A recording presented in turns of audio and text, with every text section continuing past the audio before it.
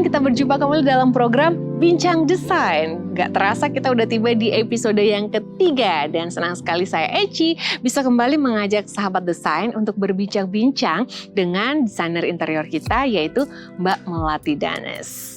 Ini dia di sebelah kita. Apa kabar Mbak? Baik. Iya, senang sekali bisa jumpa lagi dan akhirnya kita bisa lanjut lagi untuk sharing konten tentang dunia desain ya. Tentu sumbernya dari Mbak Melati. Oke, kita akan berbincang tentang satu topik yang sangat menarik nih di episode ketiga yaitu bijak dalam penggunaan batu alam sebagai material alam gitu ya Mbak Melati ya. Iya. Nah oke, baik, jadi langsung aja nih kita mau bicara tentang topiknya. Boleh ya Mbak Melati ya, biar mengobati rasa kangen yang lama tak jumpa nih untuk sahabat desain. Mbak, sebenarnya seberapa penting sih pemilihan material itu ya untuk suatu project desain? Seperti yang kita ketahui, material terdiri dari material alam dan material buatan. Oke. Material terdiri dari berbagai macam jenisnya, mulai dari material kayu, batu, tekstil, dan banyak lagi. Tiap material ini mempunyai karakter yang berbeda. Yeah. Pemahaman material ini sangat penting dalam kita mendesain. Kita juga akan dibekali dan dengan pertimbangan-pertimbangan desain bagaimana untuk mencapai estetika yang kita inginkan dan juga teknis, struktural juga dalam pelaksanaan desain tersebut. Oke, berarti itu ditentukan di awal gitu ya Mbak ya, Iya. pada saat perencanaan ya suatu project design. Nah terus untuk menentukan nih pada akhirnya material apa yang mau kita pakai, kan ada faktor-faktor yang perlu dipertimbangkan ya Mbak ya. Apa aja tuh Mbak Melati? Yang pertama adalah konsep desain. Jadi kita pertama harus menentukan visi desain kita itu seperti apa. Oke. Ya, dari material sendiri kita bisa menentukan konsep desain. Sering dari satu material itu sudah bisa dapat konsep desain. Oh, justru dari material itu yang akhirnya menjadi menentukan ya konsep desainnya. Ya, seringkali seperti itu. Ya. Dan juga dari dua material yang sama dengan finishing yang berbeda, itu karakternya berbeda, memunculkan karakter berbeda. Jadi dengan penggunaan material ke dalam desain, karena berkaitan erat dengan aktivitas manusia, baik fisik maupun psikis. Itu faktor yang pertama dalam menentukan material. Kemudian kita harus mengetahui karakteristik material tersebut. Baik. Contohnya, kenapa kita memakai batu alam? Karena kita ingin menampilkan kesan alami, Iya betul. kesan natural. Dan selanjutnya, faktor yang penting kita harus mengetahui dari mana asal material tersebut. Oh gitu, itu juga harus diperhatikan ya Mbak ya? Apakah kita akan menggunakan material lokal maupun import. Dan proses pembentukan material itu seperti apa. Jadi itu juga akan melahirkan inspirasi desain juga kalau kita mengerti proses pembentukan material tersebut. Oke, baik. Ya. Terus yang ada faktor lain lagi barangkali yang perlu dipertimbangkan? Ya, karena kita berada di negara tropis, maintenance juga harus diperhatikan. Apakah ini gampang untuk di-maintain, perawatannya itu seperti apa, material mana yang bagus untuk outdoor, mana yang untuk indoor. Oke, jadi kalau kita misalnya lihat ada satu desain yang cantik dan lucu, tapi ternyata bukan daerah tropis, agak perlu banyak pertimbangan ya untuk bisa diterapkan di desain di daerah tropis gitu ya Mbak ya. Oke, terus ada lagi Mbak? Ya, instalasinya juga seperti apa. Jadi instalasinya dalam menginstal material itu apakah diperlukan struktur untuk penunjangnya, contohnya seperti itu. Oke, berarti itu adalah faktor-faktor yang perlu dipertimbangkan nih ya ketika sahabat desain mau memutuskan akhirnya mau pakai material apa untuk project desainnya. Nah, kalau untuk Mbak Melati sendiri biasanya kalau garap project tuh Mbak ya, berapa sih persentase penggunaan material alam ataupun material buatan gitu dalam suatu project? Itu ditentukan dari tujuan desain kita. Jadi itu biasanya kita kombinasi. Jadi purpose-nya desain ruangannya apa, aktivitasnya seperti apa, itu nanti yang akan menentukan persentase kita menggunakan material seperti apa. Tapi memang seringnya di mix ya? Di mix biasanya. Oke, jadi nggak ada yang kayak 100% material alam banget itu kayaknya hari gini kayaknya nggak ada ya Mbak ya? Itu juga tergantung juga. Oh, tergantung dari permintaan. Konsepnya juga. Permintaan, konsep klien kayak gitu ya. Oke. Nah, kalau untuk material alam sendiri nih yang kita bicarakan batu alam ya kan. Biasanya Mbak Melati gunakan batu alam apa saja sih untuk proyek-proyek yang sudah digarap gitu? Di sini kita bisa lihat beberapa contoh batu material lokal di Bali. Ini adalah batu warnanya kuning, kita sebut adalah paras sengkidu. Biasa juga disebut batu serai, karena dulu dipopulerkan waktu dipakai oleh Resort The Serai yang sekarang menjadi Alila. Oh, baik.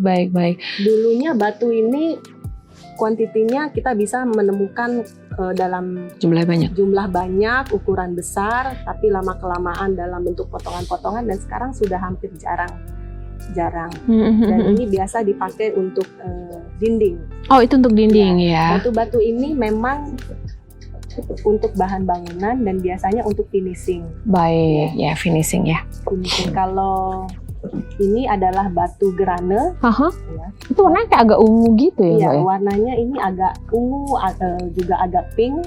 Ini juga sudah hampir tidak ada jarang lagi. kita temukan. Yang ini adalah, saya tahu itu batu bata. ini batu bata Bali, tetapi ini beda dengan batu bata biasa. Beda gimana tuh Mbak maksudnya? Ini proses pembakarannya berbeda, dan juga ini cara aplikasinya. Batu ini dibelah, kemudian dicampurkan semen sedikit, kemudian digosokkan, sehingga ketika digosokkan dia akan mengeluarkan agregat perekat. Ini kayaknya terlihat lebih halus gitu ya, maksudnya lebih rapat, lebih halus. Ini penggunaan batu bata ini memang sudah puluhan tahun di Bali, sudah dari zaman dahulu kala. Ini adalah paras kerobokan. Paras kerobokan disebut juga paras kelating. Kuorinya sudah tidak berproduksi, hanya ada sedikit ditemukan di Kelating, Tabanan.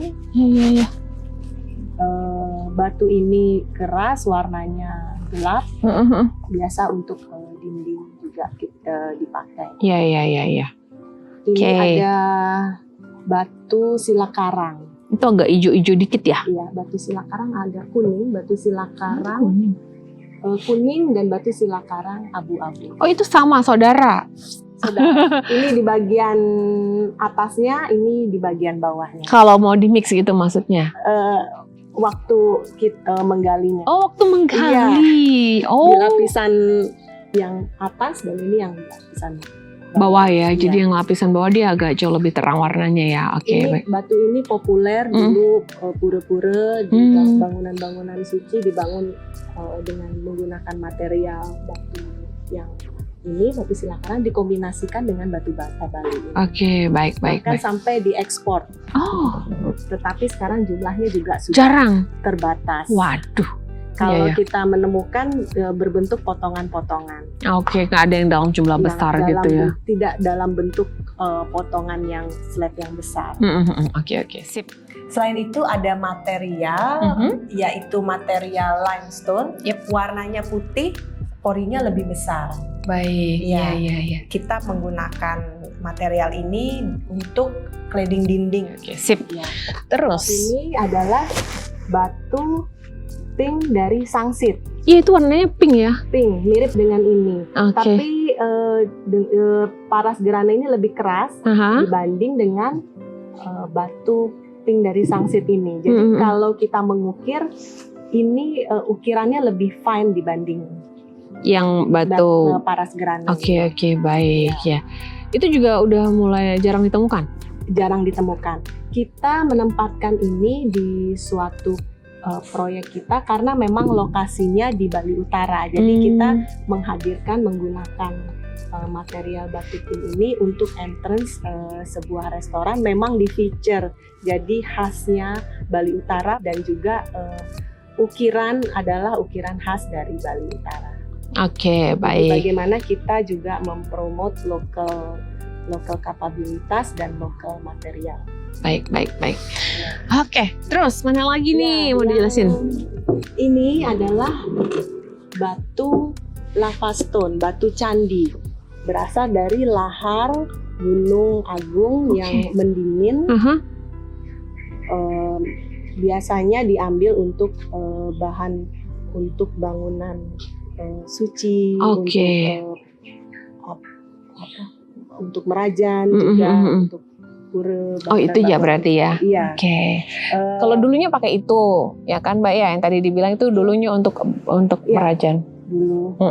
Sekarang bisa pakai itu juga ya. Bisa pakai itu juga. Baik. Jadi selain untuk bahan bangunan, fungsinya juga dianggap untuk pemberantas hama tanah. Oh, ya? Karena dengan menggali batu itu lain kalau yang lain terbatas. Iya. Kalau batu vulkanik dengan menggali tersebut kita malah mengembalikan kesuburan tanah. Oh, karena dia kan nutup lapisan tanah itu. Jadi kalau ini diambil untuk dipakai bahan untuk bangunan misalnya, justru kesuburan tanahnya bisa kembali ya. Iya. Jadi warnanya dia batu tersebut hitam, elegan. Jadi selain dipakai untuk bangunan suci, tidak menutup kemungkinan juga untuk rumah, untuk komersial building. Oke, Ya. baik, sip. Oke, terus ada yang batu, ini ya? Ini Mbak ya? Atau Iya. yang ini? Itu dari batu dari Singaraja, biasanya untuk dipakai pijakan Di pijakan taman? di taman. Iya, sering-sering lihat nih. Iya. Ini masih ada nggak sampai sekarang, Mbak? Iya, masih. Masih banyak ya? Masih. Oke. Iya. Terus yang ini dan yang ini, masih banyak lagi nih. Ini putih ya, warnanya Iya. agak terang-terang ya? Iya. Nah, dengan adanya keterbatasan Material. material ini, jadi kita mulai memikirkan adanya searching dengan material-material yang mempunyai estetika dan teknis yang setara dengan material yang terbatas tersebut. Kita mencari alternatif material lain dengan kata lain ya. Oke. Makanya marak masuk ke Bali Paras Jogja. Jadi dulu style Bali kita lihat warnanya lebih warna earth color, warna kusam, lebih gelap, abu-abu. Sekarang dengan adanya Paras Jogja, style Bali orang mengenal adanya warna putih. Warna yang lebih terangnya kayak macam ini ya? Iya. Ini Paras Jogja ya Mbak Paras ya? Jogja. Jadi bisa ditemukan dengan slab yang lebih besar. Bahkan ini juga ada paras dari Cirebon. Ini? Betul. Oke, warnanya kalau dari luar Bali itu cenderung lebih terang ya? Lebih terang. Ya, kalau yang Bali asli itu kayak natural banget deh, warna-warna tanah, kayak gitu ya Mbak ya? Dan selain kita mencari alternatif material lain, abu dari batu paras tersebut sekarang ada disebut batu komposit. Oke. Ya. Itu apa tuh Jadi maksudnya? abu dari batu paras tersebut dicampur dengan agregat menjadi batu komposit. Itu bisa diukir juga.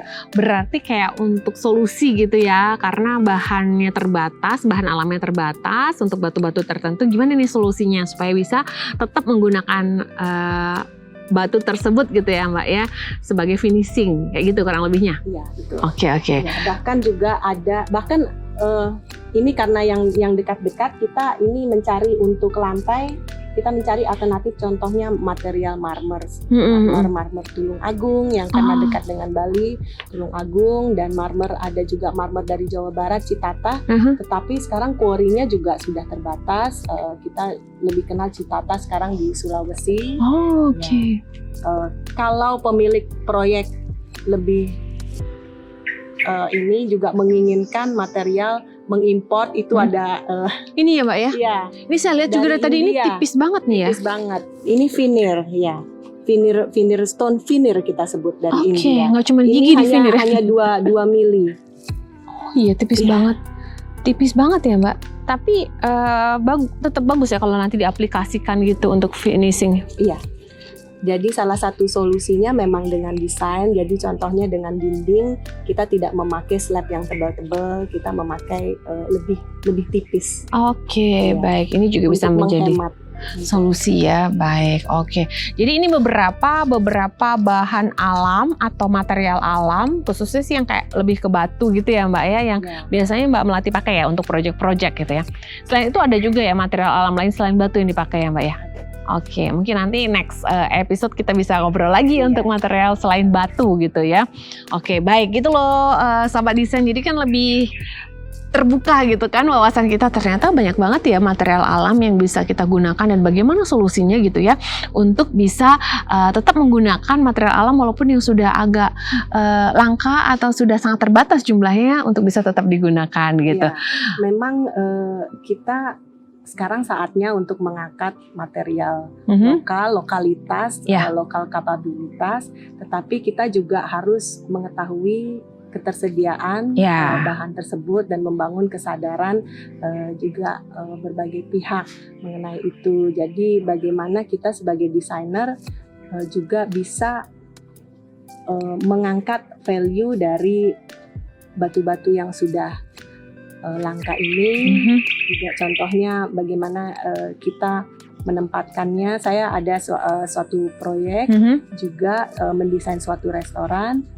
Jadi itu satu dinding, karena batu yang ingin kita hadirkan di situ langka, akhirnya kita kombinasi dengan batu-batu lain. Tapi bagaimana kita bisa menjadikan itu lebih stand out. Itu kuncinya. Oke deh. Nah, Sobat Desain, nggak berasa kita udah lama banget nih ngobrolnya. Mungkin sebelum kita akhiri untuk bincang desain yang episode ketiga ini, Mbak, ada lagi nih yang mau disampaikan kepada sahabat desain ya yang menyaksikan gitu terkait dengan pemilihan material alam atau batu alam. Baik sahabat desain, saat ini merupakan saat yang tepat untuk kita menyadari kekayaan alam yang kita miliki dan juga kita ingin mengangkat kapabilitas lokal. Tetapi untuk itu kita juga harus mengetahui status ketersediaan material yang ada karena kita ingin menjaga lingkungan yang ada di sekitar kita. Dan ini bisa kita capai dengan kecermatan desain. Oke, luar biasa sekali Mbak Melati. Terima kasih untuk obrolan yang sangat menarik ini dan pastinya sangat bermanfaat. Buat saya aja sangat bermanfaat, apalagi untuk sahabat desain yang menyaksikan. Oke, terima kasih dan mudah-mudahan bisa ngobrol seru lagi untuk episode selanjutnya ya.